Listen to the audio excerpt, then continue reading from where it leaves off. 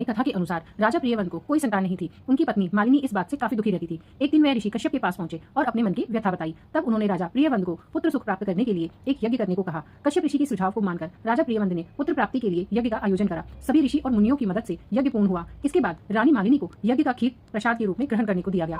उस यज्ञ और प्रसाद के शुभ प्रभाव से रानी मालिनी गर्भवती हो गई। इस खबर को पाकर राजा प्रियव्रत बेहद खुश हुए। समय आने पर रानी ने एक पुत्र को जन्म दिया, लेकिन वैद्य ने बताया कि पुत्र मृत पैदा हुआ है। इससे राजा प्रियव्रत बहुत दुखी हो गए और वे उस पुत्र के शव को लेकर शमशान गए और पुत्र के वियोग में स्वयं के प्राण देने का भी फैसला कर लिया। जैसे ही वे अपने प्राण त्यागने के लिए आगे बढ़े, वैसे ही देवी देवसेना प्रकट हुई। उन्होंने राजा प्रियव्रत को प्राण त्यागने से रोका और कहा कि उनका नाम षष्ठी है। तुम देवी षष्ठी की पूजा करो और अपनी प्रजा को भी इसके लिए प्रेरित करो। देवी षष्ठी की आज्ञा से राजा प्रियव्रत राजमहल में गए और फिर उन्होंने पुत्र प्राप्ति के उद्देश्य से कार्तिक शुक्ल षष्ठी तिथि को छठ पूजा की और व्रत करने को अपनी प्रजा से कहा। छठी मैया की कृपा से उनको पुत्र रत्न की प्राप्ति हुई। उसके बाद से हर साल राजा प्रियव्रत के राज्य में छठ पूजा होने लगी। धार्मिक मान्यताओं के अनुसार यदि आप जिस भी शुभ मनोकामना से छठ पूजा विधि विधान से करते हैं, वह छठी मैया की कृपा